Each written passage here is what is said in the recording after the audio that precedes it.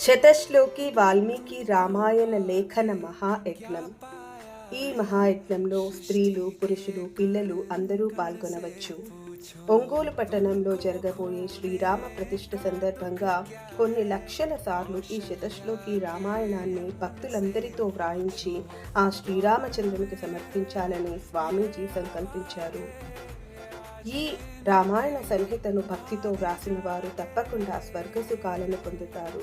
వారి వంశంలోని వారు కూడా స్వర్గాన్ని పొందుతారు అని చెప్తారు. ఇది వ్రాయటానికి పెద్ద నియమాలు ఏమీ లేవు. ఉదయాన్నే స్నానం చేసి ఉతికిన వస్త్రాలు ధరించి రోజు మొత్తంలో మీకు సమయం దొరికినప్పుడల్లా దీనిని వ్రాయవచ్చు. ప్రతిరోజు వ్రాయటం పూర్తి అయినాక పుస్తకాన్ని మీ పూజా గదిలో కానీ లేదా ప్రత్యేకంగా కేటాయించిన స్థలంలో ఉంచాలి.